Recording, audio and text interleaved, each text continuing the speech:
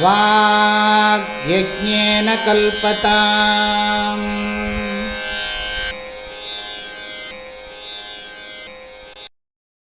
பவது சஹனௌ புனக்து சஹ வீர்யம் கரவாவஹை தேஜஸ்வினாவதீதமஸ்து மா வித்விஷாவஹை. ஓம் சாந்தி ஷாந்தி ஷாந்தி. ஹம்சகீதா 30வது ஸ்லோகம். யாவன்னானார்த்ததீः பும்சः ந நிவர்த்தேத யுக்திபிः ஜாகர்த்யபி ஸ்வபன்னஜ்ஞः ஸ்வப்னே ஜாகரணம் யதா அசத்வாதாத்மனோன்யேஷாம் பாவானாம் தத்கிருதாபிதா கதயோ ஹேதவச்சாஸ்ய மிருஷா ஸ்வப்னத்ருஷோ யதா.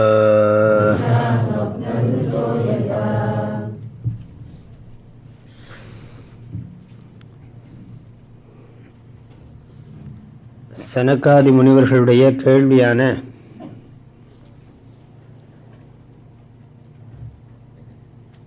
விஷய சம்பந்தத்திலிருந்தும் விஷய தியானத்திலிருந்தும் முக்கியமாக விஷயங்களை பற்றிய எண்ணங்களிலிருந்து விடுபடுவது எப்படி என்கின்ற கேள்விக்கு பகவான் ஹம்ச ரூபமாக இருந்து கொண்டு பதில் சொல்லிக் கொண்டிருக்கிறார். அவைகள் ஒரு தோற்றம் என்று புரிந்து கொள்ள வேண்டும்.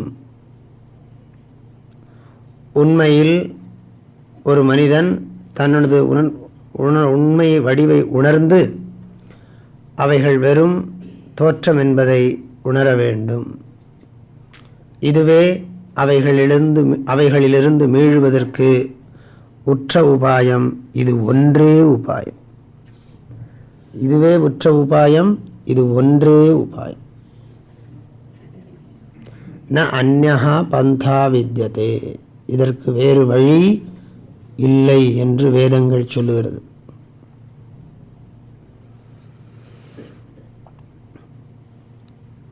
அப்படியான நம்ம வாழ்ந்து கொண்டிருக்கிற வாழ்க்கை நாம். அப்போ நீங்கள் வேதாந்த கிளாஸ் எல்லாம் நடத்தி கொண்டிருக்கிறீர்களே, இதை பற்றி பேசிக் கொண்டிருக்கிறீர்களே, இது பற்றி என்ன அபிப்பிராயம்னா சேம். இந்த கேம்ப் மித்யா,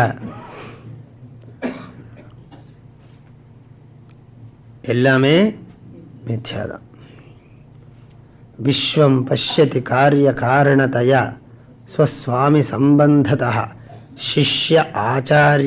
சிஷ்யாச்சாரியதயா ததா பித்ருபுத்ராதி ஆத்மனாபேததா ஸ்வப்னே ஜாக்ரதி வா ஏஷ புருஷா மாயா பரிபிராமிதா. இதுதான் வேதாந்தத்தோட மகிமை. வேதாந்தமே மித்யான்னு சொல்லிடுறதான் வேதாந்தத்தோட மகிமை. அப்போ மித்யாவான வேதாந்தத்தை எதுக்கு படிக்கணும்னு கேட்கக்கூடாது. மித்யாவான வேதாந்தத்தை எதுக்கு படிக்கணும்? வேதாந்தத்தை படித்தா தான் மித்யா தெரியும். ஒரு பெக்யூலியரான ஒரு போதம், ஞானம். ஆனால் இந்த ஞானத்தை தவிர நமக்கு வேற துன்பங்கள்லேருந்து முற்றிலும் விடுபடுவதற்கு வேறு வழி இல்லை. மற்ற எல்லா சாதனங்களும் உலகை உண்மை என்றும் இந்த உலக வாழ்க்கை உண்மை என்றும் தான் போதிக்கிறது. எல்லா சாதனங்களும் ஜகத் சத்தியம், ஜீவ சத்தியம், ஈஸ்வர சத்தியம் என்றுதான் போதிக்கிறது. ஏன் கர்ம காண்டம் முழுவதும், உபாசனா காண்டம் முழுவதும் பிரம்ம சத்திய, ஜீவ சத்திய, ஜெகத் சத்திய அடிப்படையில் தான் இருக்குது. கர்மகாண்டம் ஜெகத் மித்யான்னு சொல்லாது, உபாசனா காண்டம் ஜெகத் மித்யா சொல்லாது. ஈஸ்வரம் மித்யான்னு சொல்லுமா உபாசனா காண்டம்? வேதத்தில் நிறைய பகுதிகள் இருக்குது. ரிச்சுவல்ஸை சொல்கிற போர்ஷன்லாம் உலகத்தை பொய்ன்னு சொல்லாது. என்ன ரிச்சுவல்ஸை? உலகம் உண்மை கருதினாத்தான் கர்த்தா கர்மா கரணம் அதிகரணம் சம்பிரதானம் எல்லாம் வேணும். காரகங்கள்லாம் வியாபாரம் பண்ணணும்னாலே சத்தியத்துவம் வேணும். உபாசனா காண்டமும் ஈஸ்வர தியானம், ஈஸ்வரனை சத்தியம்னு சொல்லி ஆகணும். ஈஸ்வரன் சர்வஜன், அகம் அல்பஜான்னு சொல்லி ஆகணும். ஆனால் வேதாந்தம் வரும்போது டோட்டலி டிஃப்ரெண்ட். ஈஸ்வரோபி மித்யா ஜீவோபி மித்யா பிரம்மைவ சத்தியம், பிரம்மைவ சத்தியம் ஜகத் மித்யா, பிரம்ம சத்தியம் ஜெகன் மித்யா ஜீவோ பிரம்மைவ நாபரஹ அனேன வேத்யம் சச்சாஸ்திரம் இது வேதாந்த டிண்டிமஹா. பிரம்மந்தான் சத்தியம், ஜகத்து வெறும் தோற்றம், இந்த நாம் எல்லோரும் உண்மையில் பிரம்மமே என்று வேறல்ல, இதுவே அனைத்து சாஸ்திரங்கள் வேத இது அனேன வேத்யம் சச்சாஸ்திரம், அனேன வேத்யம் சாஸ்திரம் வேத்யம் சத்து, அனேன இந்த ஞானத்தை நாம் சாஸ்திரத்தின் மூலமாக தெரிந்து கொள்கிறோமே, அதுதான் வேதாந்தத்தின் முரசு. வேதாந்தம் முரசறைகிறது. ஸ்ருண்வந்து விஸ்வே அமிர்தஸ்ய புத்ராஹ, நேர் ஆப்போசிட். பாவிகளேங்கிறதுக்கு பதிலாக நேர் ஆப்போசிட். அமிர்தஸ்ய புத்ராஹ, நீங்கள் எல்லாருமே எப்பவுமே எவர் இம்மார்டாலிட்டி, எப்பொழுதும் நீங்கள் எல்லோருமே அமிர்தஸ்வரூபம். நம்மளானா ஐயோ செத்து போயிடுவோமேன்னு பயமாக இருக்குது, செத்து போயிட்டாங்களேன்னு பயமாக இருக்குது, செத்து போயிட்டாங்களேன்னு ஒரு துக்கம், செத்து போயிடுவோமேன்னு துக்கம், செத்துடலாமான்னு எண்ணம். அதெல்லாம் என்னத்தினால வருதுன்னா இந்த உலகத்தை நம்புற உண்மைன்னு நினைக்கிறதுனால. கனவுல நமக்கு ஒரு நிகழ்ச்சி நடந்து, கனவுல ஒரு நிகழ்ச்சி நடந்ததுன்னா அது நனவுல அதை நம்ம மதிக்கிறது இல்லை. அதே மாதிரி நனவுல நடக்கிற நிகழ்ச்சியும் அறிவினால மதிக்காம இருக்க கற்றுக் கொடுப்பது தான் வேதாந்தம். மதிக்காமல் இருக்கிறதுனா யாரை வேணாலும் அலட்சியம் பண்ணுறதுன்னு அர்த்தம் இல்லை. ஓஹோ மதிக்கக்கூடாதா, ரொம்ப சௌரியமாக போச்சு. ஆனால் அதுக்கு தான் வேதாந்தத்தை ரொம்ப ஜாக்கிரதையாக சொல்லணும்னு சொல்லிகிட்டே இருக்கேன். விவகாரத்தில் எப்பொழுதும் தர்மம் தேவை. இந்த உலக துன்பங்கள் நம்மை பாதிக்கிற போது மாத்திரம்தான் இந்த வேதாந்தத்தை யூஸ் பண்ணணும். மற்ற நேரம் பேசாமல் ஒழுங்காக சமத்தா தர்மசாஸ்திரத்தை ஃபாலோ பண்ணணும்.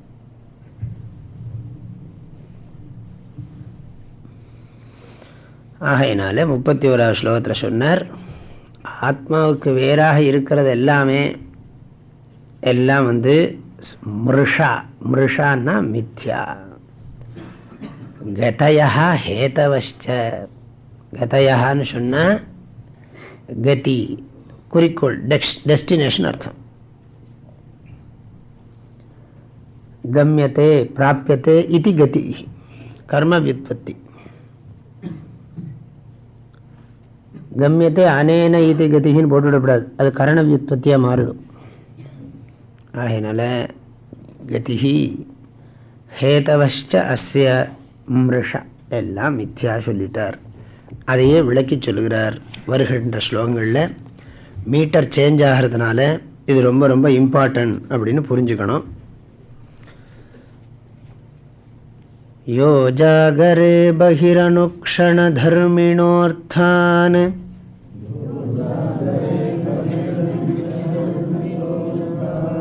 புங்க்தே சமஸ்தகரணைர்ஹ்ருதி தத்சத்ருக்ஷான் ஸ்வப்னே சுஷுப்த உபசம்ஹரதே ச ஏகஹ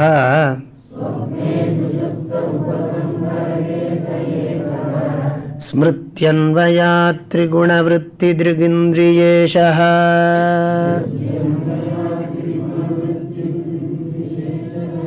யோ ஜாகரே பகிரனுக்ஷணதர்மிணோர்த்தான்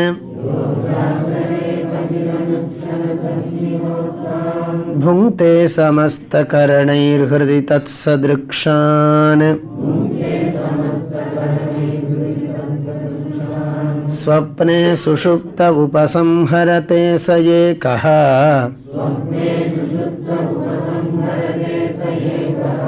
ஸ்மிருத்யன்வயாத் த்ரிகுணவருத்தி திருகிந்திரியேஷः.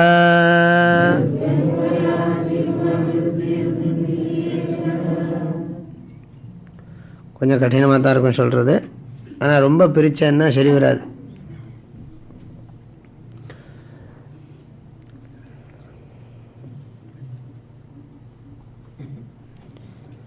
யஹா எவன் ஒருவன், எல்லாம் சொன்ன தத்துவம் தான், லாங்குவேஜ் அந்த மொழி அழகு, மொழிகளை மூலம் கருத்துக்களை விளக்குகிறார் கிருஷ்ணர்.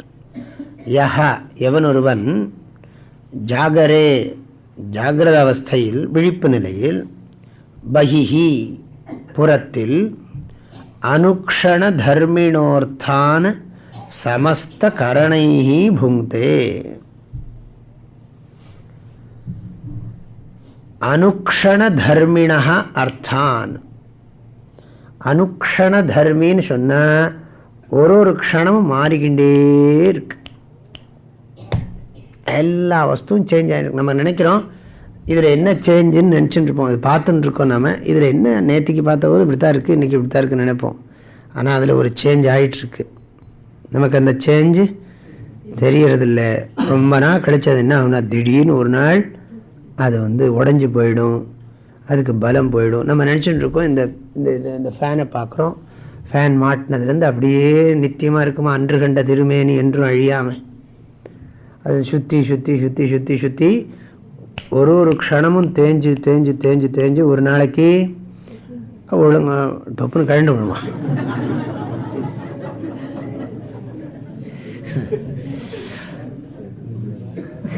சரியா வேலை செய்யாது, உள்ள காயில் போயிடும், என்னவாது ஆயிடும்.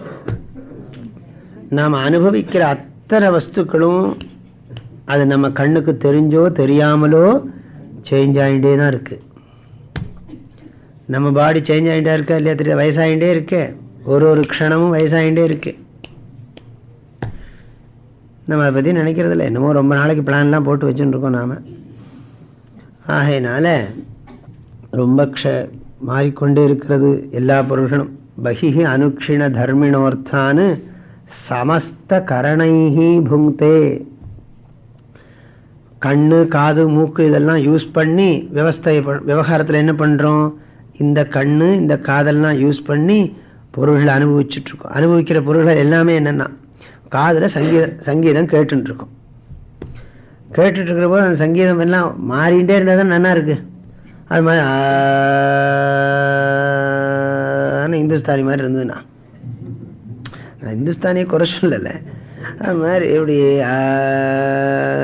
அந்த ஸ்ருதியிலே நின்றுருக்கும். ஸ்ருதியவே 1 மணி நேரம் பண்ணுறான்னு வைங்க. கச்சேரி என்னென்னா ஸ்ருதி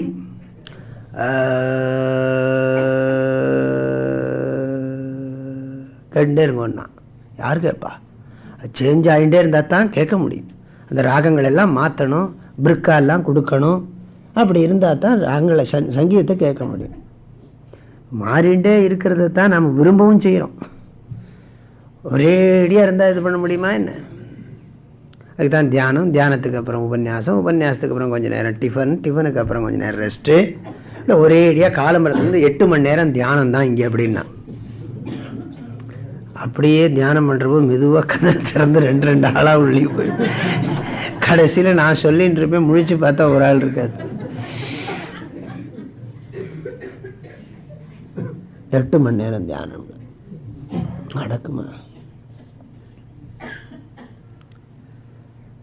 ஒரு நாளைக்கு எல்லாமே டிஃபன்லேருந்து ரொம்ப ஆரம்பிச்சேன்னா இது முடியாது, போயிட்டே இருக்கும். ஆகையினால பஹிஹி அனுக்ஷண தர்மிணோர்த்தான். மாறிக்கொண்டே இருக்கிற பொருளை என்ன பண்ணுறோம், இந்திரியங்களால் அனுபவிக்கிறோம். இந்த சென்ஸ் ஆர்கன்ஸ் யூஸ் பண்ணி, இந்த கோளக்க மாம்ச பிண்டத்தில் இருக்கிற இந்த இந்திரியங்கள்லாம் இருக்கே, இதை யூஸ் பண்ணி நாம் உலகப் பொருள்களை அனுபவித்து கொண்டு இருக்கிறோம். அப்புறம் தூக்கத்தில் என்ன பண்ணுறோம்னா இதெல்லாம் வேலை செய்கிறதில்ல. தூக்கத்தில் இந்த கண்ணு காதெல்லாம் வேலை செய்தா என்ன? சில பேர் கண்ணை திறந்துட்டே தூங்குறாங்க, அது வேறு விஷயம். அதாவது இந்த கண்ணு காதெல்லாம் யூஸ் பண்ணாமல் தூக்கத்தில் என்ன பண்ணுறோம்னா, இந்த கரணங்களை யூஸ் பண்ணாமல் அதே மாதிரி அனுபவங்களை, விழிப்பு நிலையில் என்ன அனுபவமோ அதே மாதிரி அனுபவத்தை கனவு நிலையில் அனுபவிக்கிறோம். அதை சொல்கிறார் அவர். ஹிருதி தத் சதிருக்ஷான். ஸ்வப்னே ஹிருதி தத் சதிருக்ஷான். அங்கே சமஸ்த கரணைகின்னு போட்டுவிடக்கூடாது. சமஸ்த கரணம் எதில் யூஸ் பண்ணுறோம்? ஜாகிரத அவஸ்தையில். சொப்னாவஸ்தையில் இந்த சென்ஸ் ஆர்கன்ஸை யூஸ் பண்ணுறதில்லை. அங்கே ஒரு தனியாக சென்ஸ் ஆர்கன்ஸ் கிரியேட் ஆகுது, மனசு கற்பிக்கிறது. ஆகையினால ஸ்வப்னே ஹிருதி தத் சதிருக்ஷான். தத் சதிருக்ஷான்னா அதே மாதிரி அனுபவத்தை எவன் கனவில், தமிழில் மாறிக்கொண்டிருக்கிற பொருள்களை அனுபவித்து கொண்டிருக்கிறானோன்னு போட்டிருக்கு. அதில் நீங்கள் ஒரு வார்த்தையை சேர்த்துக்கணும். அனைத்து இந்திரியங்களாலும் அப்படின்னு ஒரு வார்த்தையை சேர்த்துக்கணும். எவன் கனவில் விழிப்பை போலவே உள்ளத்தில் அனுபவிக்கின்றானோ, ஜாகிரத அவஸ்தை மாதிரியே கனவுல, ராத்திரியெல்லாம் யாராவது கனவு கண்டிருப்பீங்க, நினைச்சு பாருங்க, தெரியும். நான் கூட ராத்திரி கனவு கண்டேன். ஆகையினால நிறைய பேருக்கு சந்தேகம், ஞானம் வந்துட்டா கனவு வருமா வராதான்னு. மனசு இருக்கிற வரைக்கும் கனவு கண்டிப்பாக வரும். கனவுலையும் ஞானம் வேலை செய்யும். ரொம்ப ஆழமாக மனசில் ஞானம் இருந்ததுன்னு சொன்னால் கனவுலையும் ஞானம் வேலை செய்யும். அப்போ தான் சப்கான்ஷியஸுக்கு ஞானம் போயிருக்குன்னு அர்த்தம்.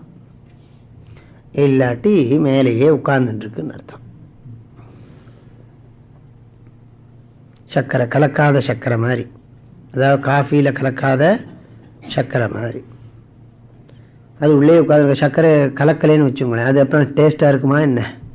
அது மாதிரி வேதாந்தம் அப்படி பேசாமல் ஒரு பக்கம் உட்கார்ந்துருந்ததுன்னா அப்புறம் விவகாரம் பாட்டுக்கு நீ என்ன சொல்கிறது நான் என்ன கேட்குறது அப்படின்னு நீங்கள் பேசிகிட்டு இருக்கிறது என்னென்னா, நீ காலையில் சுவாமி அகம் பிரம்மாஸ்மி பற்றி ரொம்ப நல்லா சொன்னார், அதுக்கு எப்படி சம்பந்தம் இருக்குமான்னா கனெக்ஷனே இருக்காது.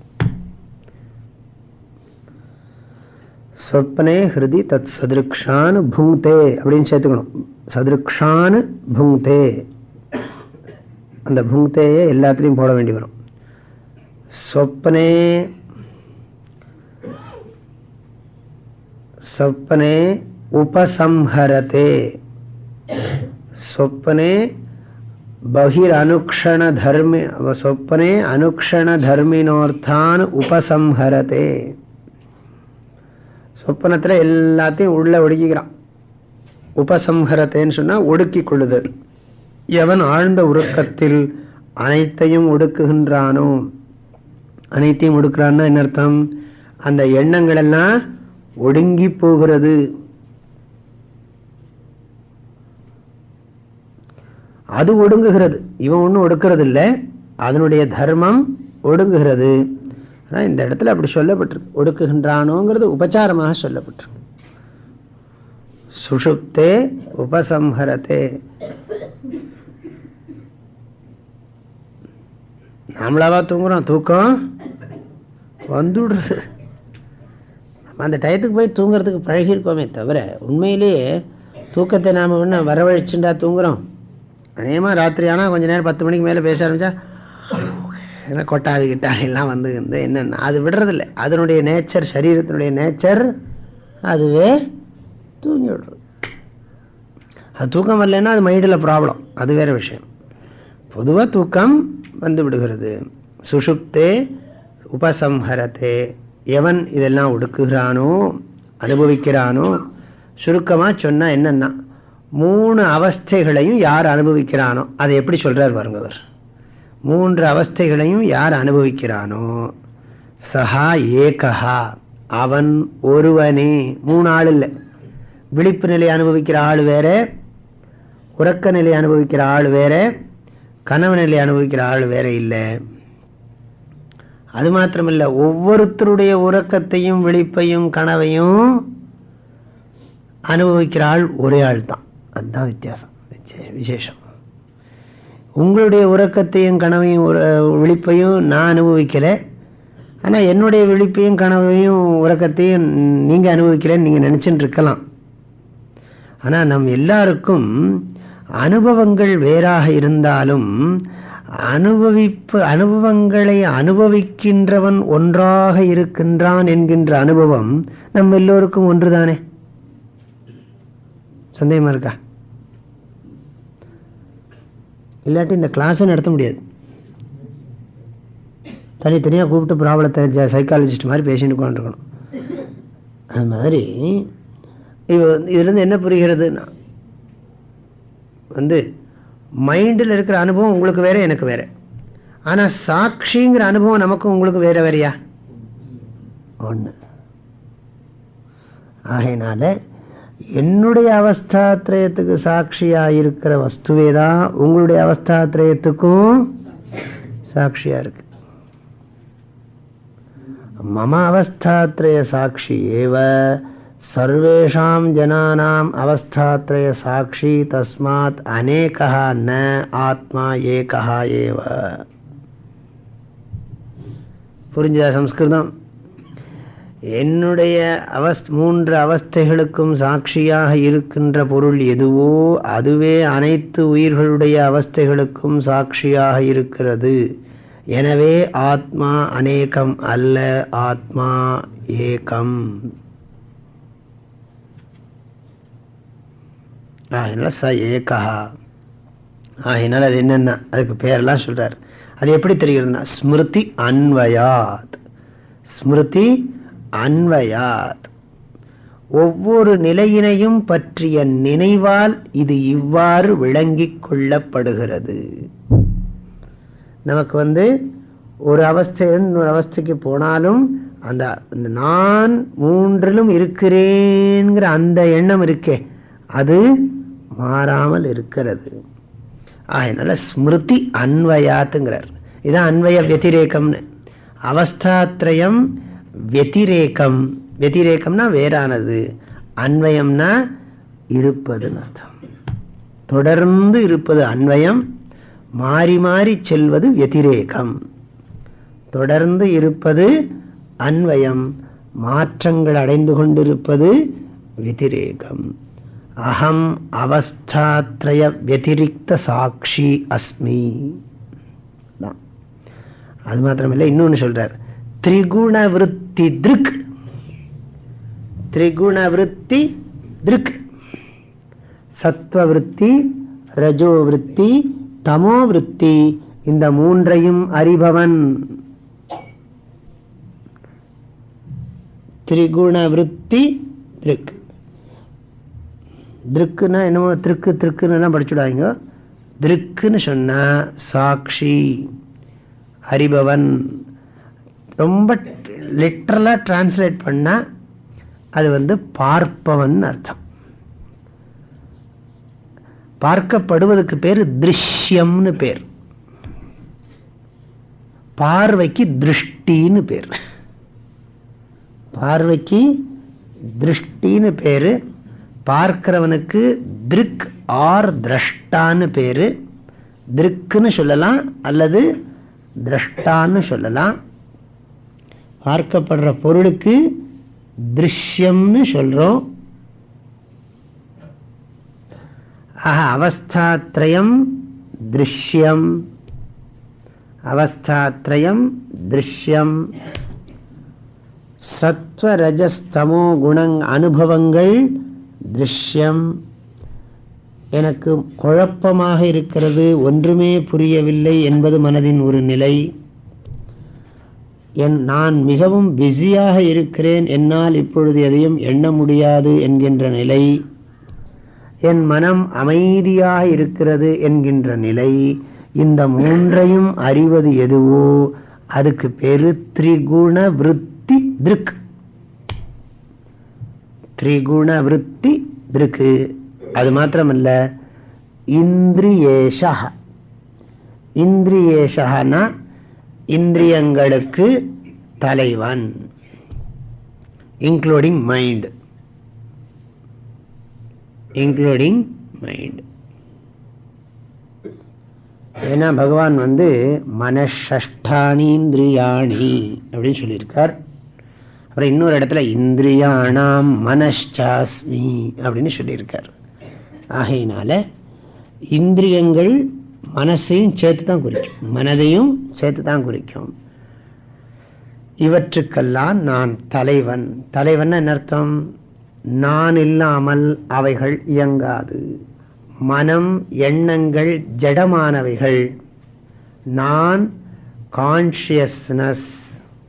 அதுக்கு கான்ஷியஸ்ங்கிற தன்மையை கொடுக்கிறதே கான்ஷியஸ்னஸ்ஸாக இருக்கிற நான், பேருணர்வாக இருக்கிற நான் தான் அவைகளுக்கு உணர்வையே தருகிறேன். உணரும் உணர்வை தருவது பேருணர்வாகிய நான். ஆகையினால இந்திரியேஷா, இந்திரியானாம் அதிபதி. இதெல்லாம் நிதித்தியாசனத்துக்கு ரொம்ப ரொம்ப அழகான ஸ்லோகம். தியானம் பண்றதுக்கு ரொம்ப அருமையான ஸ்லோகம் இதெல்லாம்.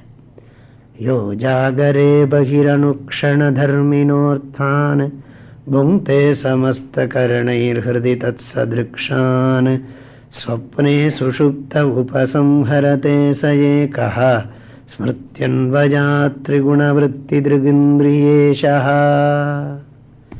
எல்லாம் நிதித்தியாசனத்துக்கு ரொம்ப ரொம்ப வெரி வெரி யூஸ்ஃபுல் ஸ்லோகம்.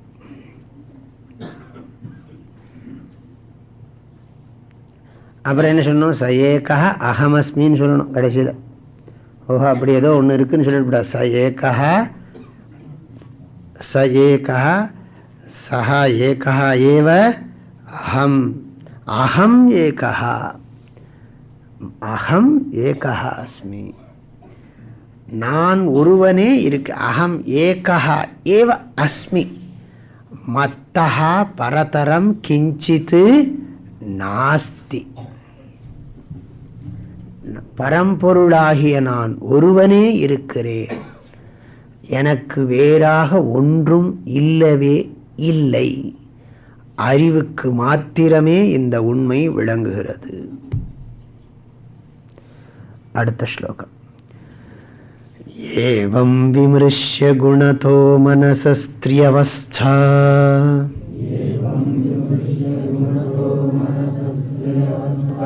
மன்மாயயா மயி கிருதா இதி நிஷ்சிதார்த்தாः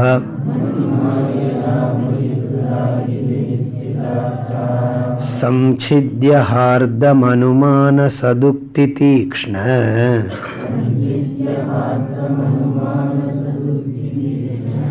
ஞானாசினா பஜதமாகில சம்சயாதிம்.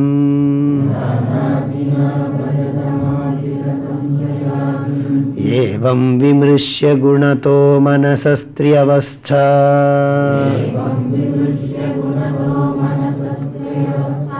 மன்மாயயா மயி கிருதா இதி நிஷ்சிதார்த்தாः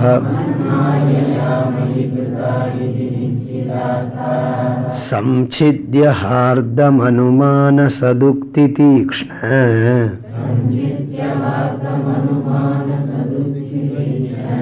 ஞானாசினா பஜதமாகில சம்சயாதிம்.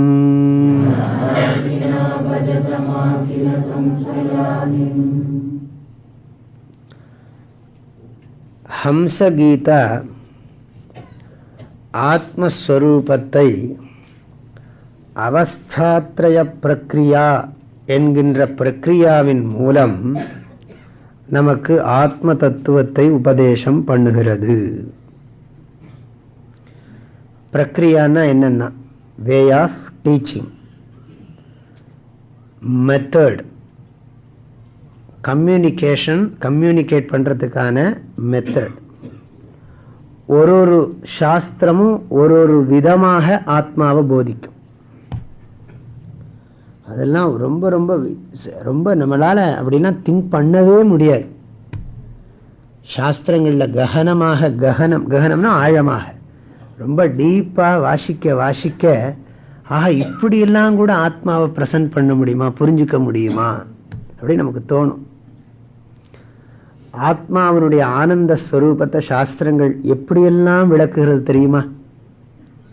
அதெல்லாம் சாஸ்திரங்களை நிறைய வாசிச்சா தான் இந்த உண்மையெல்லாம் புரியும்.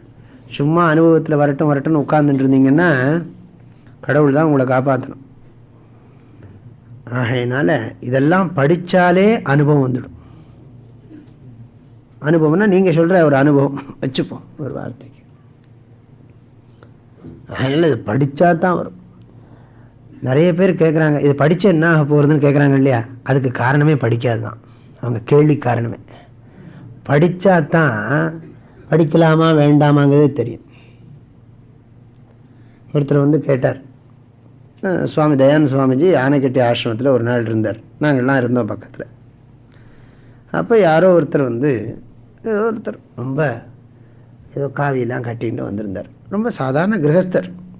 அவர் காவியெல்லாம் கட்டின்னு எல்லாம் போட்டுட்டு இப்படி வந்து உட்கார்ந்துருந்தார். சுவாமிஜி ஏதோ சத் சங்கத்தில் பேசிகிட்டே இருந்தார்.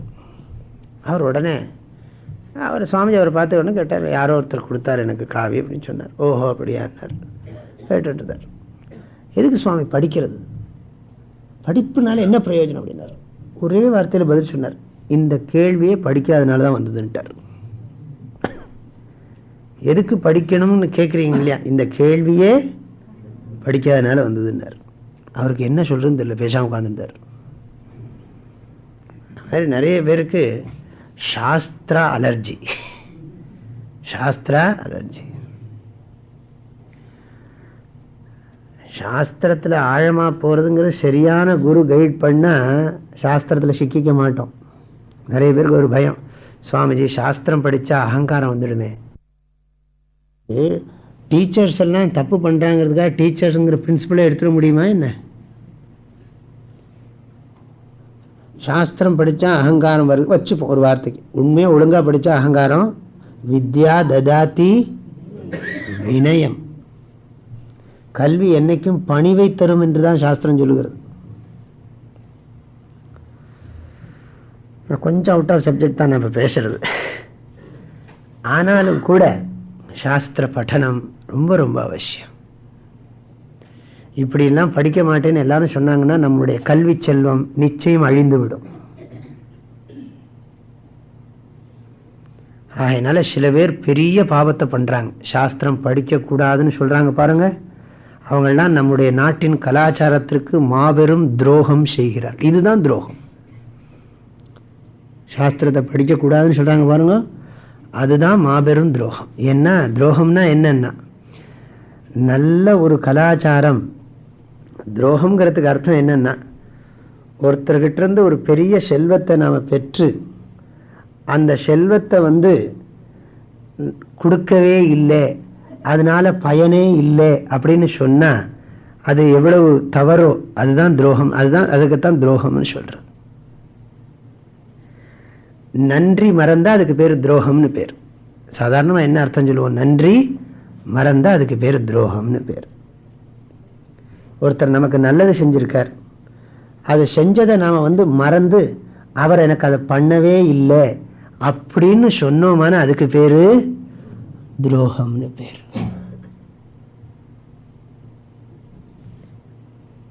அதே மாதிரி இந்த சாஸ்திரங்களால பயன் இல்லைன்னு சொன்னோமானா நன்றி மறந்தவர்களாயிடுவோம்.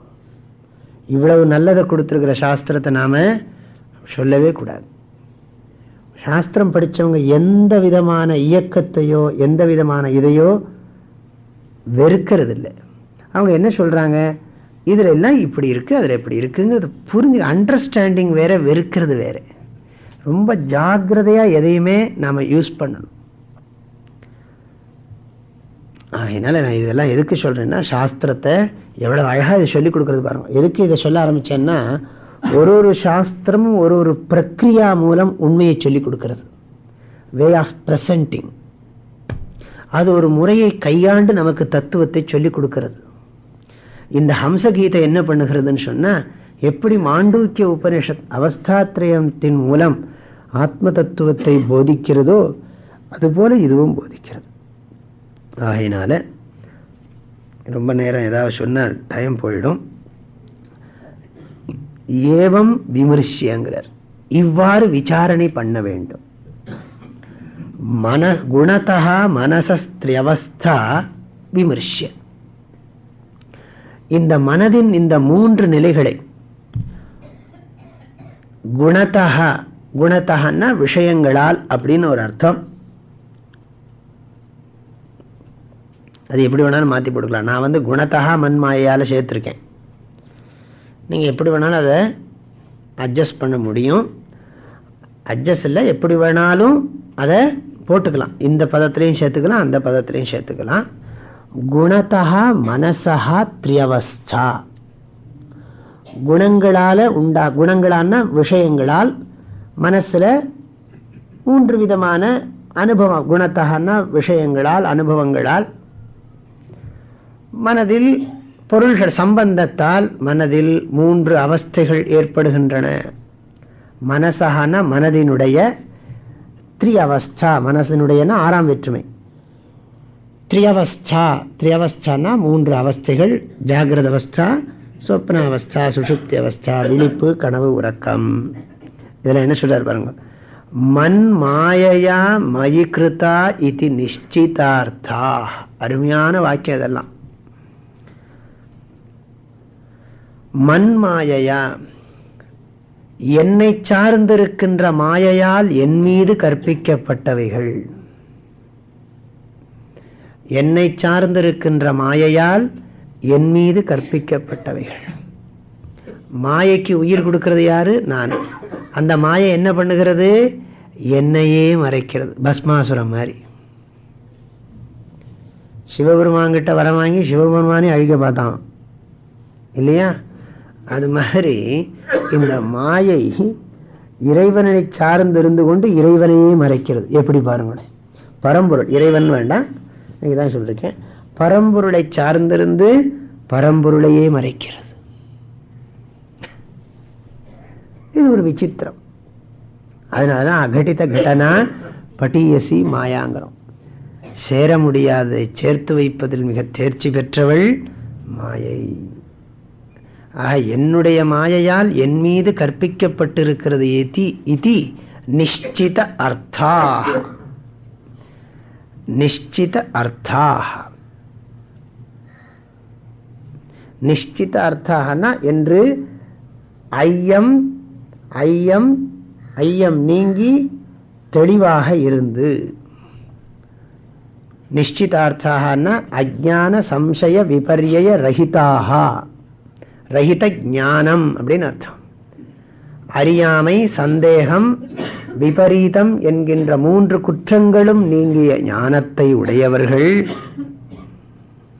நிஷ்சிதார்த்தாக சந்தஹா. இதை எப்படி தெரிஞ்சுக்கணும்னு அடுத்தபடியில் சொல்லுகிறார். அகில ஹார்தம் அகில சம்சயாதிம் ஹார்தம். அகில சம்சயாதிம்னு கடைசியில் இருக்கு. அகில சம்சயாதிம்னு சொன்னா அனைத்து ஐயங்களுக்கும் இருப்பிடமான ஹார்தம். ஹார்தம்னு சொன்னா அகங்காரம்னு அர்த்தம். ஹார்தம்னு சொன்னா அகங்காரம். அகங்காரம்னா என்ன? நான் இந்த உடம்பு, இந்த மனசுதான், இதுக்கு வேறாக நான் இல்லை அப்படிங்கிற ஒரு எண்ணம் இருக்கு பாருங்க மனசுல. அதுக்கு பேரு அகங்காரம்னு பேர். அதுக்கு பேரு அகங்காரம்.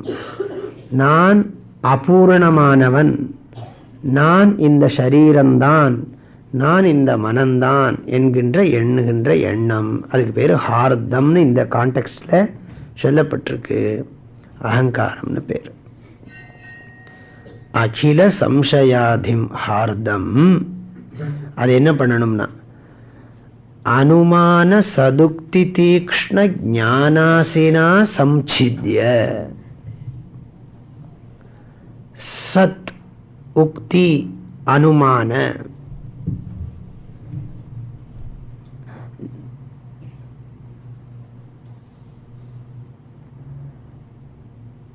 ஞானாசினா சம்சித்ய. அது ஒரு டாபிக். மேல மேல இருக்கிறது ஒரு ஸ்டேட்மெண்ட் மாதிரி சொல்லிவிட்டார். நிஷ்சிதார்த்தாக பவந்துன்னு சொல்லிவிட்டார். இதை எப்படி தெரிஞ்சுக்கிறதுங்கிற வழி சொல்லி கொடுக்குறார். சதுக்தின்னு சொன்னா குரு உபதேசம்னு அர்த்தம். சத்துன்னு சொன்னா குரு, சத்குரு. உக்தி அப்படின்னா உபதேசம். குரு யார் ஏதோ உபதேசம் பண்ணுவார், அவராக கதை விடக்கூடாது. குரு என்ன பண்ணணும்? ஸ்ருதிய உபதேசம் பண்ணணும், வேதாந்தத்தை உபதேசம் பண்ணணும். எனது அனுபவங்கள் அதை நான் உங்களுக்கு புகட்டுகிறேன் அப்படின்னு அவர் சொல்லக்கூடாதான். சாஸ்திர நான் புதுசா சொல்றேன்னு சொல்லக்கூடாது. அப்படியே சொன்னாலும் அது சாஸ்திரத்தோடு ஒத்து இருக்கிற மாதிரி எனக்கு இப்படி ஒரு எண்ணம் தோன்றுகிறது, அது சாஸ்திரத்துக்கு விரோதம் இல்லைன்னா ஏற்றுக்கொள்ளலாம் அப்படின்னு சொல்லுவாங்க. அதெல்லாம் பெரியவங்க கிட்ட அடிக்கடி அவங்க சந்திச்சுட்டு இருப்பாங்க. சும்மா நானே குரு ஆகிட்டேன், இனிமேல் நான் யார்கிட்ட போய் படிக்கிறது, நான் அவங்கள்ட்ட எல்லாம் இன்னும் டிஸ்கஸ் பண்ண வேண்டியிருக்கு அப்படின்லாம் நினைச்சாங்கன்னா அவங்களுக்கு குருத்துவமே கிடையாது. குருத்துவம்னா என்ன? குருங்கிற தன்மையே கிடையாது. எந்த குருவும் அவங்களுக்கு மேல இருக்கிற மகாத்மாக்களுக்கெல்லாம் வினயமாக நடந்து கொள்ள வேண்டியவர். 10 பேர் நம்மளை நமஸ்காரம் பண்றாங்கிறதுக்காக நம்ம பெரியவன் ஆயிட முடியாது. ஆகையினால அதனால எதுக்கு இதை சொல்றேன்னு சொன்னா, சதுக்தி, சத்குரு என்னத்தை உபதேசம் பண்ணணும்னா அவர் குருவிட்ட இருந்து படிச்சதை ஒழுங்கா முறையாக சொல்லி கொடுக்கும். இதுக்கு பேர் தான் சம்பிரதாயம்னு பேர். சம்ஸ்கிருதத்தில் சொல்லுவாங்க அவிச்சின்ன பரம்பராம்பாங்க. அவிச்சின்ன பரம்பரான்னா என்ன அர்த்தம்? Unbroken chain. இந்த டீச்சிங் ட்ரெடிஷன், டீச்சிங் ட்ரெடிஷன், அதாவது இதை சொல்லி கொடுக்கிற சம்பிரதாய பரம்பரை. கிருஷ்ணரே சொல்றார் பாருங்க, ஏவம் பரம்பரா பிராப்தம். அப்பேற்பட்ட பகவானே பரம்பரைன்னு சொல்லணும்னு சொன்னா சாதாரணமான நாமெல்லாம் ஏமாத்திரம். ஆகையினால சதுக்தி, சதுக்தினா சத்குரு உபதேசம். அது மாத்திரம் இல்லை, குரு உபதேசம் பண்ணினா மாத்திரம் போராது, நீயும் அதை சிந்திக்கணும், இல்லாட்டி பிரெயின் வாஷ் ஆயிடும்.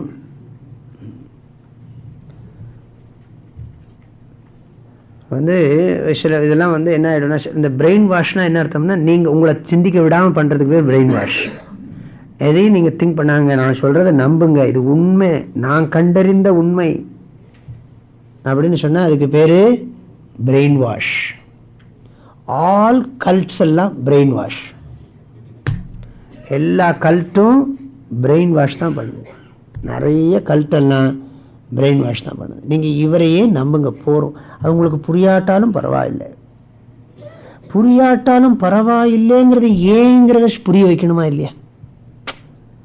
நம்மளும் சொல்றோம் அதிருஷ்டம்ங்கிறத நம்மளால புரிஞ்சுக்க முடியாது, ஆனா இட் வில் பி ஒர்க் அப்படின்னு நம்ம சொல்றோம். ஆகையினால அது ஒர்க் பண்றது, அது வேலை செய்யறதுன்னு சொல்றோம் நாம. ஆனா அதுக்கு ஒரு நியாயம் சொல்றோம் நாம, சும்மா இருக்கிறது இல்லை. அதனால பிரெயின் வாஷ் கூடாது. இந்த வாரப்பா இதெல்லாம் சொல்லியிருக்கு சாஸ்திரத்துலன்னு சொல்றோம். அப்புறம் உங்களுடைய அனுபவத்துக்கு அது பிரத்யக்ஷ அனுபவத்துக்கு விரோதம். அதே சாஸ்திரம் பண்ணி கொடுக்கும். அந்த சந்தேகத்தை நீக்கிறதுக்காகத்தான் ஏகப்பட்ட கிரந்தங்கள் இருக்கு. ஆகையினால அனுமானம், அனுமானம்னா யுக்தி. அதனால பெரியவங்க என்ன சொல்லிருக்காங்கன்னா, சுய அறிவும் சாஸ்திரமும் இணையணும் அப்படின்னு சொல்லிருக்காங்க. சுய அறிவு தானாக எதையும் நமக்கு அறியக்கூடிய சக்தி இருக்கே தவிர அறிவு தானா வராது. ஞாபகம் வச்சுங்க, அறிஞ்சுக்கிற சக்தி தான் நமக்கு இருக்கு, அறிவு தானாகவே வராது.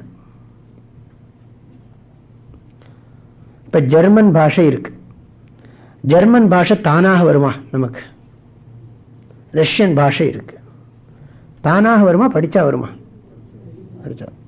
இல்ல கண்ணை மூடி தியானம் பண்ணி ஜெர்மன் பாஷை வரணும்னு சொல்லி தியானம் பண்ணா வருமா?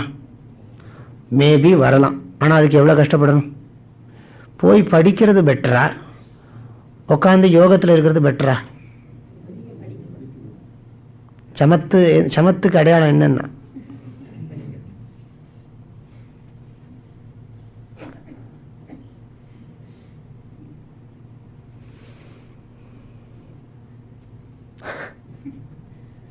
ஆகையினால அறிவு நிறைய பேர் நினைச்சிருக்காங்க, நீங்க தியானம் பண்ணுங்க உங்களுக்கு ஞானம் தானாவே வந்துடும்.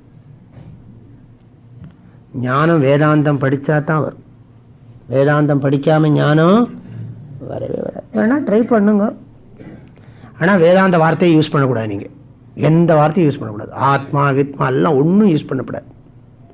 அந்த வேர்டை யூஸ் பண்ணாம கண்டுபிடிங்க பார்ப்போம் புதுசா என்னன்னு. அதுக்கு நீங்க ஏதாவது ஒரு புதுசா ஒன்று சொல்லுங்களேன் பார்ப்போம். காதுல கேட்டதை வச்சுட்டு தான் அதுவா இருக்குமோ நம்ம அனுபவம்னு அனுமானம் பண்ணிட்டு உட்காந்துருக்கோம். ஆகையினால சாஸ்திரம்ங்கிறது விளக்கு ஒளி போன்றது, சுய அறிவு என்பது கண் ஒளி போன்றது. எங்கு இரண்டும் இணைகிறதோ அங்குதான் உண்மை விளங்குகிறது. இப்போ இந்த புஸ்தகத்தை நான் படிக்கிறேன். படிக்கிறதுக்கு எனக்கு ரெண்டு வேணும். ஒன்று வெளிச்சம் வேணும், இன்னொன்று கண்ணு வேணும். கண்ணு இல்லைன்னு வச்சுங்க, புஸ்தகத்தில் இருக்கிறதுலாம் தெரியுமா? தெரியாது. வெளிச்சம் இல்லைன்னு வச்சுங்க, இருட்டா இருக்குன்னு வச்சுங்க, எழுத்து தெரியுமா? தெரியாது. ரெண்டு இருந்தால் தான் தெரிஞ்சுக்க முடியும். அதே மாதிரி சாஸ்திரமும் நமக்கு இருக்கிற அறிஞ்சிக்கிற சக்தியும் ரெண்டும் சேர்ந்தாதான் ஞானம் வரும். ஞானம் வரும். ஆகையினால நம்ம என்ன சொல்லப்பட்டிருக்கு, பெரியவங்க என்ன சொல்றாங்க, அப்பா இதெல்லாம் சாஸ்திரம் இப்படி சொல்லுகிறது. ஆகையினால யதேச்சசி ததா குரு. ஆனால் உன்னால தனியாக பண்ண முடியாது. நாங்கள் நல்லதை சொல்கிறோம் கேளுன்னு சொல்லி அப்புறம் என்ன சொல்லுவாங்க, அதே பகவான் கிருஷ்ணர் யதேச்சசி ததா குருன்னு பேசாமல் விட்டுருக்கணும் இல்லையா? கீதையை முடிச்சிருக்கலாம் இல்லையா? ஏன் முடிக்கல? அதுக்கப்புறம் தானே சர்வதர்மான் பரித்தியஜவே சொல்கிறார். இதுலேருந்து என்ன தெரிகிறது? சாதாரணமாக ஜனங்களுக்கு என்ன செய்யறதுன்னு தெரியாது. அதனால் உனக்கு சுய அறிவையும் கொடுக்கும். நீ உன்னுடைய சுய சிந்தனை நன்றாக சிந்திச்சு பாரு. அறையில் போய் சிந்தி எவ்வளோ வேணாலும் சிந்திச்சு பாரு. ஏற்றுக்க முடியலன்னா ஓகே, உனக்கு அமைதியாக வேறு வழியில் வாழ்க்கை வரும்னு சொன்னால் நாங்கள் மறுக்கலை, ஏற்றுக்கொள்கிறோம். ஆனால் யான் பெற்ற இன்பம் பெருகை உயரும், இதுதான்ப்பா உண்மை அப்படின்னு சொல்லிடுறோம். அதனால் அனுமானம்னு சொன்னால் யுக்தின்னு அர்த்தம்.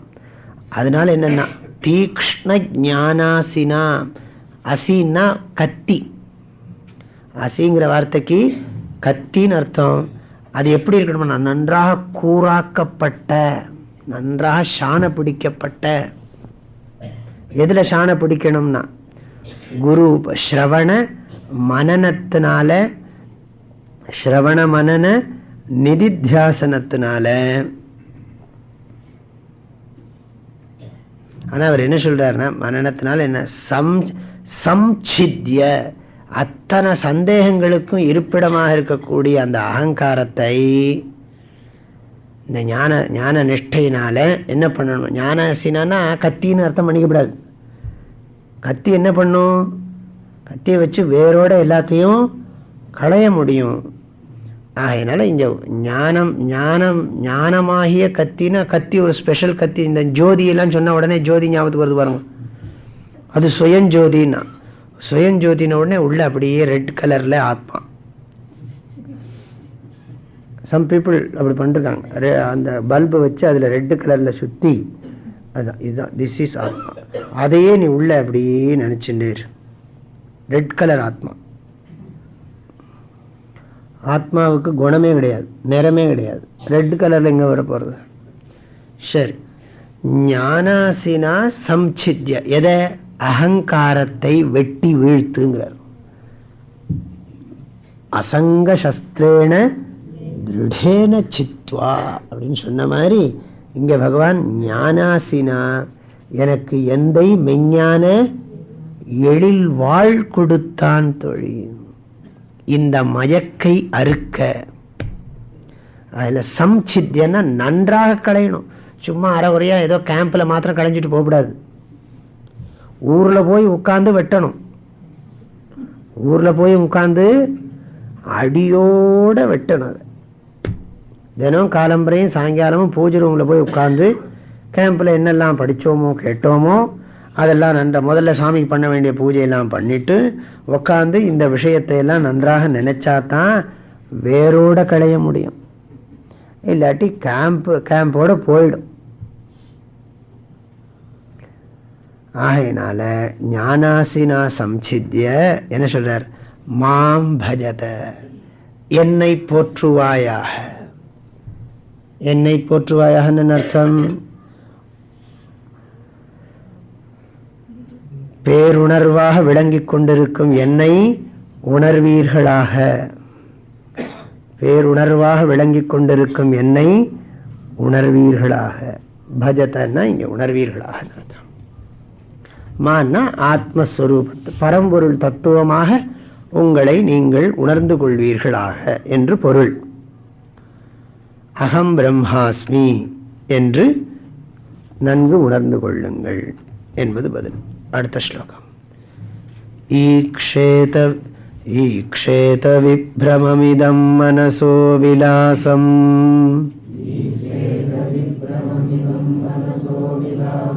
திருஷ்டம் வினஷ்டமதிலோலமலாத சக்ரம்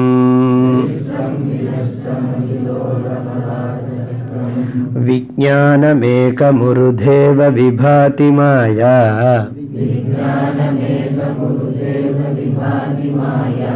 ஸ்வப்னஸ்த்ரிதா குணவிசர்கக்ருதோ விகல்பஹ.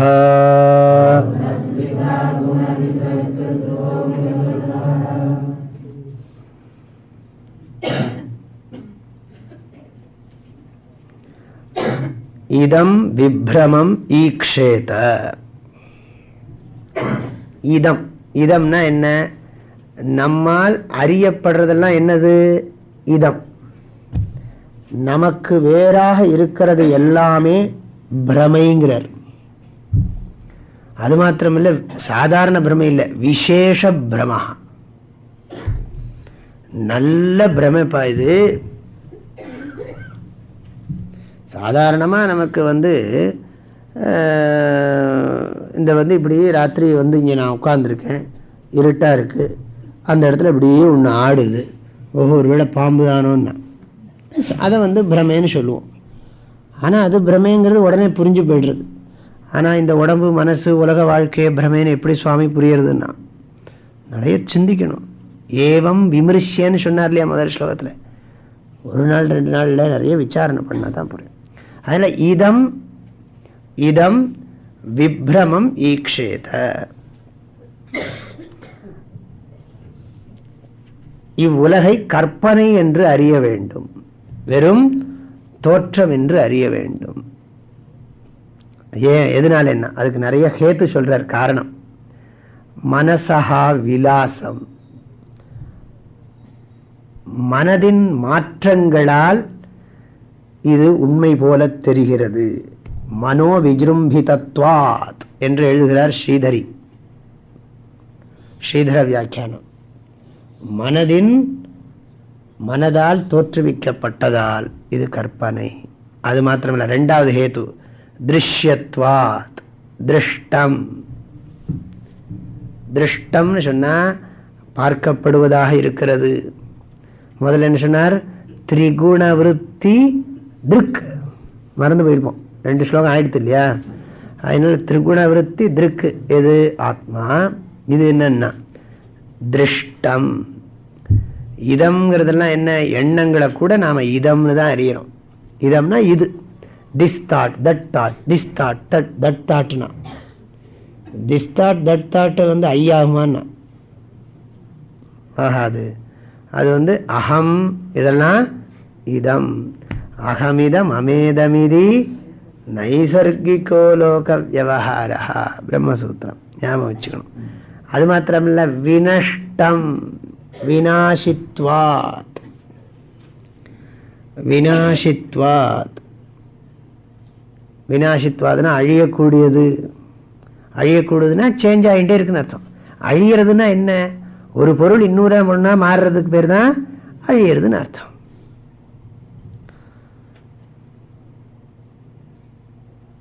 சாப்பாடெல்லாம் ரத்தமா மாறுகிறது. அப்ப சாப்பாடு என்ன ஆகிறது?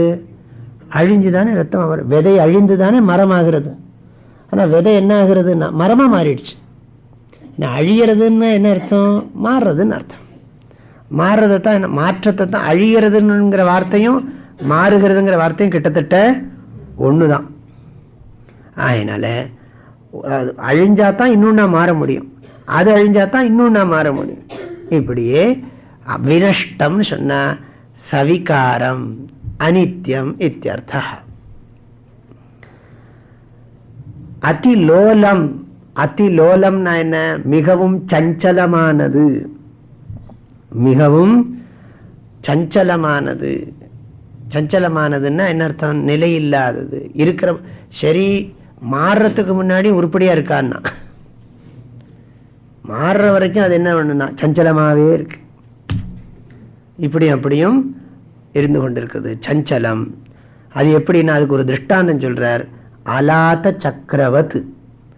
அலாத சக்கரவத்துன்னு சொன்னா இந்த தீவட்டி சக்கரம். இப்போ தீவட்டி கையில் வச்சுக்கிறோம், ஒரு தீவட்டி பெருசாக ஒரு கட்டையில் வச்சுக்கிறோம், அதை வச்சுன்னு இப்படியே சுத்துறோன்னு வச்சுக்கோங்க. அது உண்மையில் அப்படி ஒரு ரவுண்ட் இருக்கா என்ன? ஒன்றும் ரவுண்டு இல்லை. அது என்னன்னா விப்ரமம், மனசா விலாசம், திருஷ்டம், வினஷ்டம். வினஷ்டம் கொஞ்ச நேரம் கழிச்சு கை எத்தனை நேரம் சுத்த முடியும், இன்னும் போயிடும். வினஷ்டம். அதிலோலம், அது சஞ்சலமா தானே இருக்கு, அசைஞ்சு கொண்டே தானே இருக்கு, சஞ்சலம். அலாத சக்கரவத். இந்த உலகம் அப்படித்தான். இந்த உலகம், இந்த உலக வாழ்க்கை எல்லாமே அப்படித்தான். இதெல்லாம் ஹேத்துக்கள் அத்தனையும். கடைசியில் திருஷ்டாந்தம். மனசா மனோ விஜృంభిதத்வாத் திருஷ்யத்வாத் வினஷ்டத்வாத் அதிலோலத்வாத் அலாத சக்கரவத். அலாத சக்கரவத். அலாத சக்கரம்னா தீவட்டி சக்கரத்துக்கு பேரு அலாத. அலாத்தம்னா தீவட்டி, அதனால உண்டாக்கக்கூடிய சக்கரத்துக்கு பேரு அலாத சக்கரம். மாண்டூக்கிய உபனிஷத்துல ஒரு பிரகரணம் இருக்கு. அந்த பிரகரணத்துக்கு பேர் ஆகம பிரகரணம், வைத்தச்ச பிரகரணம், அத்வைத பிரகரணம், கடைசியில அலாத சாந்தி பிரகரணம் அப்படின்னு ஒரு பிரகரணமே இருக்கு. அதுல இந்த திருஷ்டாந்தத்தை அவரும் யூஸ் பண்றார். யாரு? கௌடபாதர். அலாத சக்கரம். அது மாத்திரமில்ல, விஜானமேக முருதேவ விபாதி மாயா. விஜானம்னா சைத்தன்யம், அது ஏகம், சைத்தன்யம் ஒன்றே, பேருணர்வு ஒன்றே. அது என்ன? உருதா விபாதி. உருதான்னா எல்லாம் சம்ஸ்கிருதத்தில் என்னெல்லாம் வேர்ட்ஸ் இருக்குமோ எல்லாம் யூஸ் பண்றாரு அவர். உருதான்னா பகுன்னு அர்த்தம், அநேகம்னு அர்த்தம். உருதா இவ விபாதி. விபாத்தின்னா விசேஷேன பாதி, எல்லாம் விசித்திரமா தெரியுது. வானாகி மண்ணாகி வழியாகி ஒளியாகி ஊனாகி, வானாகி மண்ணாகி வழியாகி வெளியாகி ஊனாகி உயிராகி. பாருங்க, ஊனாகி உயிராகி, உண்மையுமாய் இன்மையுமாய். கோனாகி. கோனாகினா யாரு? ராஜாவாகி. யான் எனதென்று அவரவரை கூத்தாட்டுவானாகி. நின்றாயை என் சொல்லி வாழ்த்துவரே. என்ன சொல்லி வாழ்த்துறது? அண்டர்ஸ்டாண்ட் பண்ண வேண்டியதான். என்ன சொல்றது? இதுலேருந்து என்ன சொல்ல விரும்புகிறார் மாணிக்க வாசகர்? எல்லாம் விஜானம் ஏகம் உருதா இவ விபாதி. ஏகம் விஜானம், அந்த ஒரே சைத்தன்யம் பலவாறாக தோன்றுகிறது. ஒரே தங்கக்கட்டியானது காதிலும் மூக்கிலும் கழுத்திலும் கையிலும் பல்வேறு ஆபரணங்களாக தோன்றுவது போல அது மாதிரி பல்வாறாக தோன்றும். எல்லாம் மாய. சரி, நகை தங்கம் ஒரு தான், அதில் பலது புரியறதுன்னா இது மலையாயிருக்கு, மண்ணாயிருக்கு, மரமாயிருக்கு, செடியா இருக்கு. இந்த திருஷ்டாந்தத்தை வச்சு அதை புரிஞ்சுக்க வேண்டியதான். ஒரே வஸ்து தான் இப்படி பல்வேறு நிறங்கள்ல இருக்கு. குருவி மிட்டா, யானை மிட்டா, குதிரை மிட்டா, இத்தனை மிட்டாயாக இருப்பது அதுதான். அதெல்லாம் நமக்கு ஒரே பிஸ்கட்டா இருக்கே சுவாமி, ஆனால் இது அப்படி இல்லை, மலை வேறையா இருக்கு, இது வேறையா இருக்கே அப்படின்னா அந்த திருஷ்டாந்தத்தை வச்சு இதை புரிஞ்சுக்கணும். அதெல்லாம் பரம்பொருளே தான் ஆகாயமாகவும் காற்றாகவும் நீராகவும் நெருப்பாகவும் நிலமாகவும் அதில் வாழ்கின்ற உயிர்களாகவும் எல்லாம் ஒன்று தான் இருக்கு. விஜானம் ஏகம் உருதா இவ பாதி. என்னன்னா இதனால என்னன்னா மாயா ஸ்வப்னஸ்திரிதா குண விசர்க கிருதோ விகல்பா. மாயா ஸ்வப்ன, இது ஒரு மாயா ஸ்வப்னம், மாயினால உண்டாகிற ஒரு கனவு. த்ரிதா குண விசர்க கிருதோ விகல்பா. த்ரிதான 3 குணங்களால் தோற்றுவிக்கப்படுகிற 3 வித வேற்றுமைகள் அறியாமையினால் தோன்றுகிறது. 3 குணங்களான்னு சொல்லலாம். குணவிசர்க கிருதா த்ரிதா விகல்பா, அப்படித்தான் தமிழ்ல போட்டிருக்கேன். குணங்களின் மாறுபாட்டால் தோன்றும் 3 வித வேற்றுமைகள் அறியாமையால் தோன்றுகிறது. 3 வித வேற்றுமைகள் என்ன? ஆத்மா, மனம், இந்திரியங்கள் அப்படின்னு இங்கே கொடுத்துருக்கோம். இல்லாட்டி ஜாகிரத அவஸ்தா, சொப்னாவஸ்தா, சுஷுப்தி அவஸ்தான்னு போட்டுக்கலாம், தப்பு இல்லை. மேலும் மாலை காண்போம். ஓம் பூர்ணமதః பூர்ணமிதம் பூர்ணாத் பூர்ணமுதச்யதே பூர்ணஸ்ய பூர்ணமாதாய பூர்ணமேவாவசிஷ்யதே. ஓம் சாந்தி ஷாந்தி ஷாந்தி. ஹரி ஓம்.